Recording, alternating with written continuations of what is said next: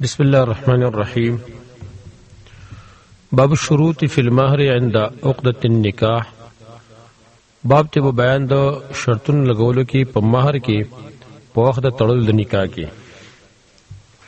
په نکاح کې هم هغه شرطونه چې هغه د شریعت خلاف نه دا شرطونه لګول دا جایز دی او پای باندې پورواله کول دا لازمی خبره ده. کله یو حدیث کې راغلی دی عمر بن الخطاب رضی اللہ عنہ هغه فرمایلی دي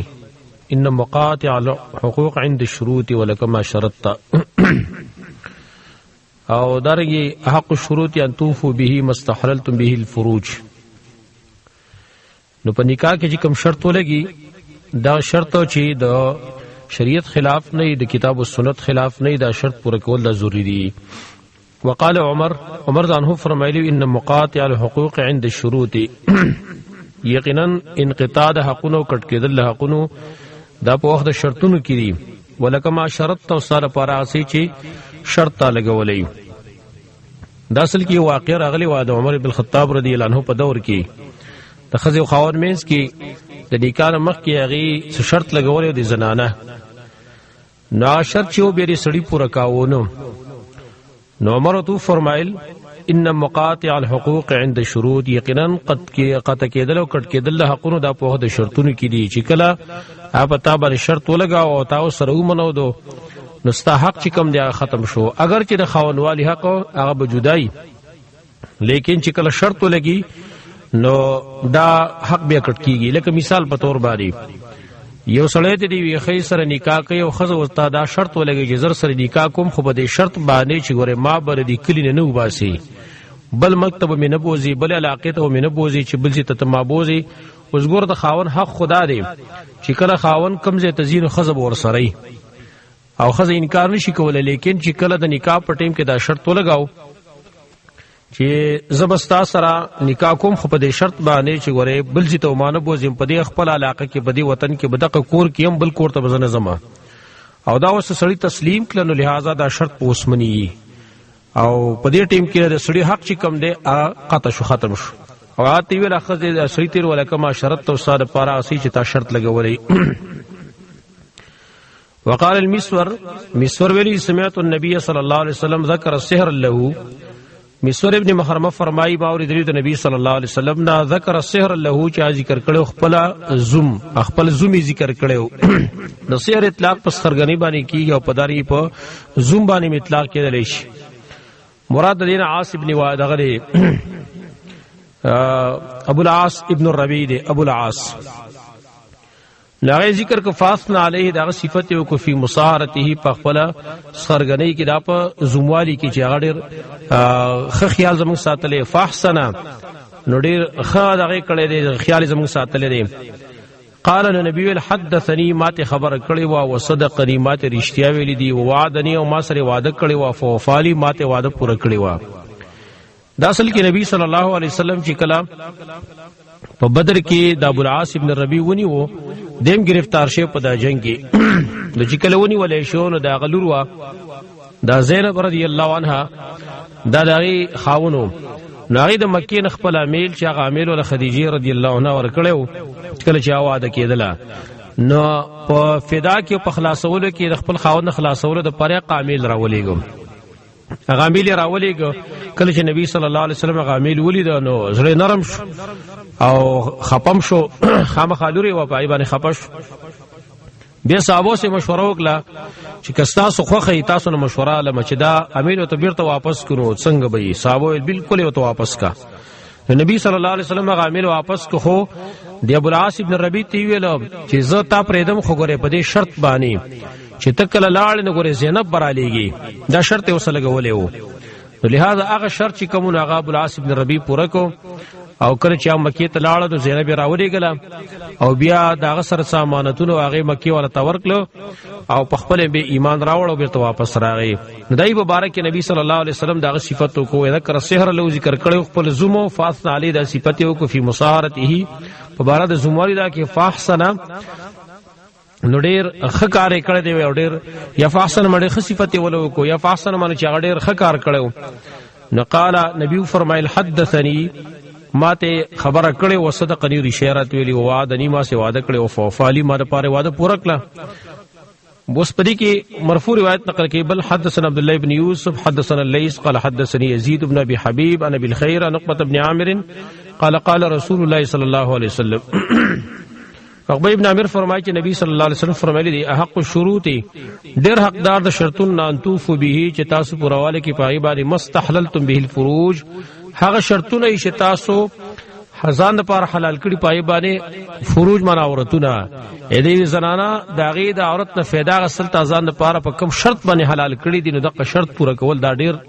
حقدار دي چې پوره کړي شي. او دا بیا یو قاعده کلیه شو چې په باب د نکاح کې کم شرطونه ولګولې شي د پای باندې پورواله کول ضروری خبره ده مګر هغه شرط چې هغه حرام وي هغه شرط حرام وي هغه شرط جایز نه وي یا د سیو شي شرط لګولې چې پای کې حرام والی راځي یا د سیو حلال شي ځان پر سره حرام کی دا خبره چې کوم نه بیا غلطه ده. لکه مثال په تور یو زنانه شرط ولګي چې زره سواده کوم او په دې شرط باندې چې ګوره مال با دغه دا ډش پر راوړي مال پر ټي وي راوړي وغیرہ کنه او زه پرده نه کوم زه فلان کوم دا شرطونه حرام دي دا جایز دي. کوم شرطونه چې هغه د کتاب او سنت سره مخالف نه پای باندې پوروالی کول دا ضروری خبره ده. باب شروط فی المزارعه باب د بیان شرطونه لګولو کې په زمیندار کې زمیندار کې مسله شرطونه لګولې شي حکم شرط چې هغه خلاف وو د کتاب او سنت نه سود له مستلزم وو جواری له مستلزم وو هغه شرطونه هغه لګول جایز دي. مخکې قاعده کلیه ویل شي وا چې په شرط کې قاعده کلیه ده چې هر شرط جایز دی مگر هغه شرط چې پای باندې حرام حلال کړي شي یا په حلال حرام کړي شي دا قاعده کلیه ده بس. حدثنا مالك بن اسماعيل حدثنا ابن عيينة حدثنا يحيى بن سعيد قال سمعت حنظلة الزرقي قال سمعت رافع بن خديج رضي الله عنه يقول كنا اكثر الانصار حقلا مخکې د حدیث تیر شی باب المزارعات کی رافع بن خدیج فرمای وای منګو اکثر د انصارنا حقا په پټو کې زمون پټ ډیرو فكنا نكر الارض نو منګه چې په اجاره ورکول زمکا په زمیدارو ورکول زمکا فرب ما خرجت هذه نو ډیر کرت با راويستو دیویزم کی پسل ولم تخرج الذهن او رای بنصری بلزم کی فنهینا عن ذلك ان من منک لشو دینا ولم ننه عن الورق او من منک لشو د سپینو زرنا ګور وصلتا په دې زمیدار کې شرط غولې لیکن دا شرط چې کومونو دا خلاف د کتاب او سنت نه کتاب او سنت نه خلاف او شریعت اغرت کو څنګه غدا سي خلق به زمیداری کولی نو په زمیدار کې به شرط لگاو چې دا پټي به تعالی په زمیدار باندې در کو بده شرط باندې چې دا پلانې پټي چې کم دی دا به صرف زماده پاره ته کوي د دې فصل بزمای دا باقی چې کم دی دا به زموستا شریکی یا دا باقی بستای دا غلط طریقه وزکه ډیر کرته بده یو پټي فصل وکړي بل باډو فصل ونه کو نو یو ته کې فائدہ ملاو شو خود بل باس یا کوشش ضایع شو نو شریعت د دې نه منع وکړي چې نه دا جایز نه البته په پیسو باندې ته زمیدار کولای شي چې ته زمیدار تی وی چې ته دومره پیسې اخله مال پاره دا پټي کرا او یادار چې پر ټولو پټي کې هغه حصہ متعین کی زه متعین کی حصہ متعین کی چې دا پټي ته کرا او څومره فصل کې دا پای کې ني مستانی ما زمنګا یا وغیرہ نور. باو مالا یجوز من الشروط فی النکاح باب د بیان دا څه چې جایز ندي د شرطونو په نکاح کې مخکې وا شرطونه ذکر کړل چې هغه جایز اوس کوم شرطونه چې جایز ندي نو هغه ذکر کړي هغه مخکې موږ ذکر کړل چې هغه شرط چې هغه د کتاب او سنت نه خلافي بس لګول جایز ندي او دلته یو مثال یو نمونه ذکر کړي. حدثنا مسدد حدثنا يزيد بن زريع حدثنا معمر عن الزهري عن سعيد عن ابي هريره رضي الله عنه عن النبي صلى الله عليه وسلم قال ده حدیث په ترشینه کتاب البيوع کې لا يبيع حاضر لباد سودا بن خرڅي خارې سره د باندې چیرې پاره ولا تناجشوا او يبل متي زوی په سودا باندې نجش مخ کې ذکر کړو چې یو سړی سودا نه خې دکاندار نه خاصه ولاړی دکاندار ول مخ کې نه پیسې ور کړی وي چې ته خلک په دې ور تیزه نو تور شي دکاندار نه سودا اخلي او قیمت کې سره وران شي او بده کې دا به سره رامخ ته شي او دی ویره کدی راځي مال په دومره راک وزال اخلي نه خدای په ورته زی دې ته تناجش ویل کی ولا یزیدن علی بی اخی او زیادت دینه کې یو سړی په بيد خپل رور مسلمان باندې اغدارې زیادت یو ور بولی د بولی جدا شری په بولی کې د یو جانب سره دا بایا راځي شوی نه پای کې خدا سی بولې کی شرع چا په زیات قیمت خدا غلبه ورکوما او یو کسر لا خبره دغه شوی نه وی مکمل شوی نه او زیادت دارې مثال په تور باندې یو کس باندې زرا کتاب خرصومه خبره مسرخت مکلا پدې کې بل تن راجم شي رامخ کې تشي او هغه وایي چې دلې مور کو مال راکې په سلو پیسې وادر کما دې حدیث کې دا معنا ده ولا یزیدن علی بی اخیه زیادت نه کوي په سودا د خپل مسلمان باندې ولا یخطبن علی خطبته او تپوس نه کوي د پاسره تپوس داغنه دا شرط دی بنکاح کې یو سړی دی هغه د وی زنانه خطبه کړي د داغي تپوس کړي د نکاح او تر اولګي او ته په ورشه د بر په ورشه وتوي چې بد دادل مور کې مال راکې یا د څه ونه خو بس هغه تپوس کړي دای سره خبره جاری ده او ته په د بر ورشي او ته مال راکې دا خطبه دا ناروا ده هغه شرط ورپسې جمله کې ولا تسأل المرأة طلاق اختها او سوال بنه کې غختنه بنه کې یو زنانات طلاق د خپل خور مسلمانی لتستكفئ ان احاده د پاره چې ځان تراواړي الوخه داغي هغه لوخه چې کوم ځان تراواړي دا کنایه د حقونو نه چې دا زنانه د بل زنانه د دې حقونو چې کوم د ختم کیو ځان تراواړي ځکه چې دا سړی د دې بل زنانه په نکاح کې ور سره د نخواغي له هم حقونه ور کوي کنه دا اوس د هغه د طلاق مطالبه کوي چې زما تاسو نکاح وکما خدا بل خزه طلاق کا د دې پاره چې د هغه کوم حقونه د غزان تراړي کنه اوس کدا اوس نکاح کې خو نیم حق پر دي نیم بلغي کنه دا ځکه ویلي تستکفیا انا هدي د پاره چې ځان تراواړي لوخه دای شرط لګول اوس په نکاح کې داري یو زنانه ده او هغه یو سړي سره نکاح کول غواړي او ته اجازه تاسو نکاح کوما په دې شرط باندې چې ستا کوم مخ کې خزر هغه ته طلاقې دا شرط لګول حرام دي دا ناروا دي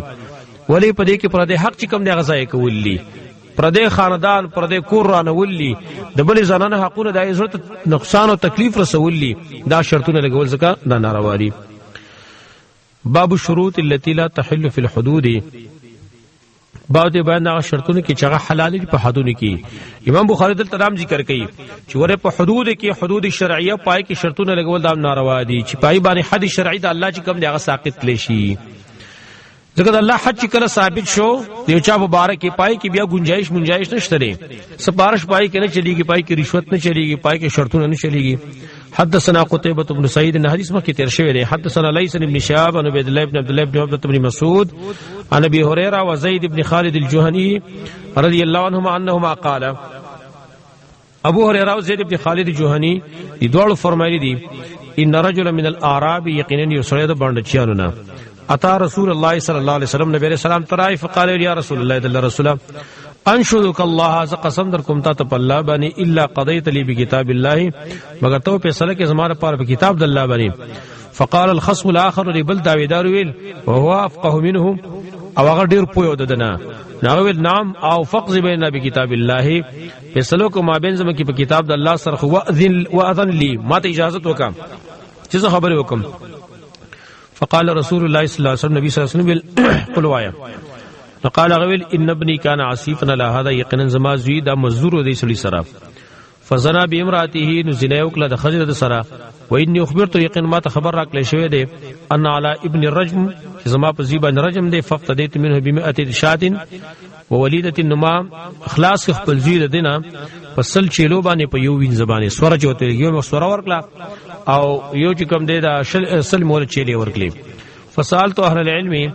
نما تاسو کو د علماونه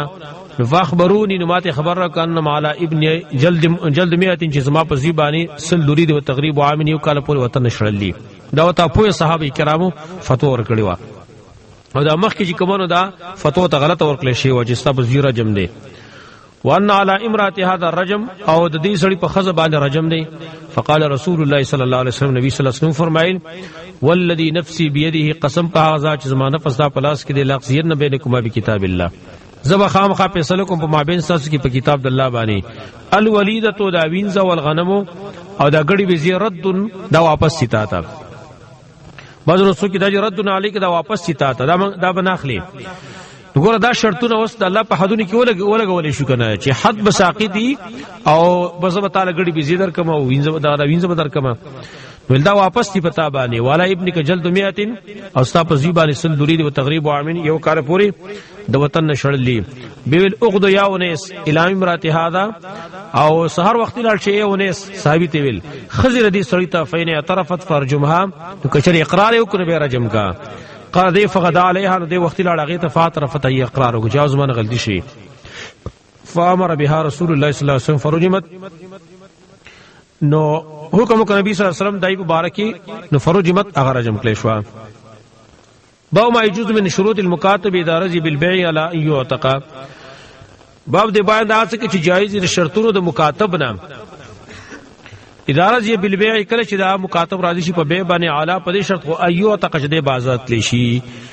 په دې کې بل شرط بل خبره ذکر کړي اغدار چې په عتق کې ام بعض شرطونه لګول جایز بعض شرطونه لګول ناجایز باید دا شرط ولګي چې پچا باندې خرڅي هغه ته وایي دا غلام د باندې خرڅوما خو ګوره دا غلام ندی ولا بزمای دا غلط شرط دی دا کتاب سنت د خلاف دی کنه نو دا شرط غلط